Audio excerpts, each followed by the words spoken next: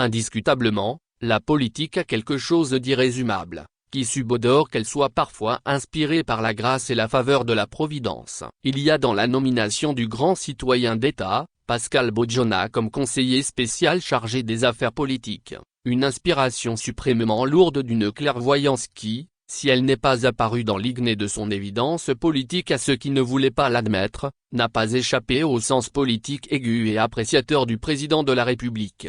Ce fait politique précis, au signal extrêmement fort, dont la précision n'a de justification que dans un mécanisme de maturation minutieuse des choses, et qui, manifestement, trouve à son endroit l'affirmation d'un assentiment populaire, témoigne non seulement de l'immuable volonté d'un homme pragmatique et visionnaire, soucieux d'harmonie et de raison, mais traduit aussi son souci de rigueur, l'acharnement d'artisan et l'indissipable concentration sur la seule chose qui vaille dans son esprit, les objectifs à atteindre, l'intrépidité du résultat et la mobilisation des forces concentriques qui sous-tendent les moyens qui les concrètent.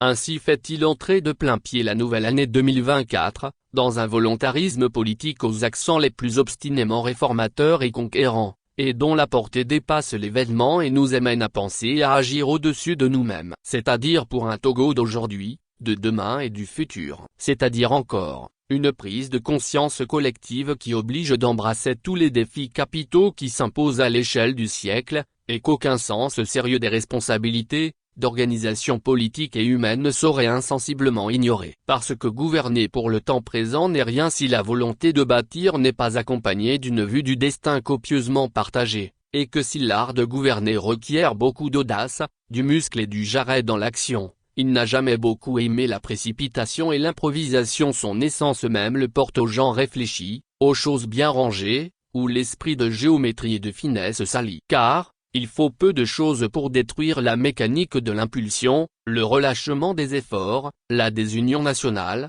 l'instabilité politique, sécuritaire.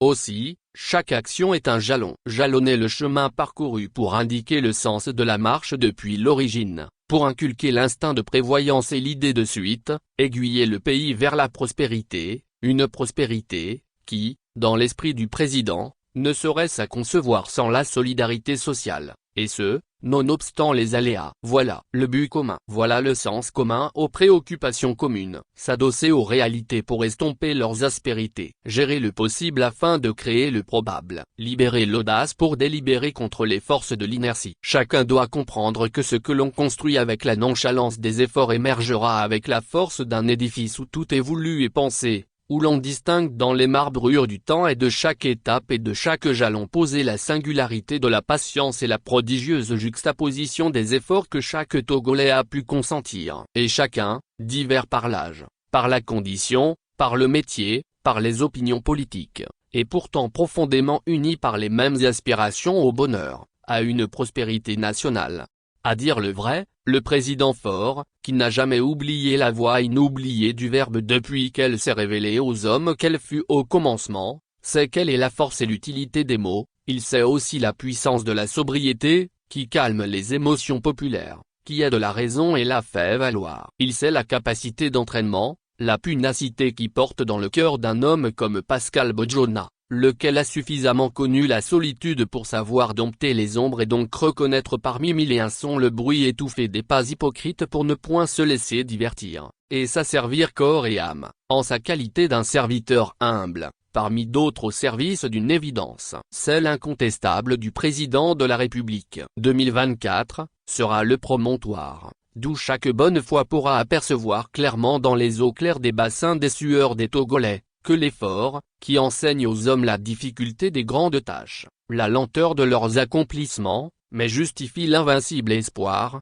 n'aura pas été vain. Ensemble, apportons, avec toute notre conscience patriotique, le plein soutien à notre pays dans le combat qui oppose le jour à la nuit, comme eût dit Victor Hugo, c'est-à-dire la quête des jours heureux d'un mieux-être général contre la nuit noire de la misère, de la pauvreté, qui, certes, recule dans notre pays, mais doit en être autant que possible, au bout du compte éradiqué.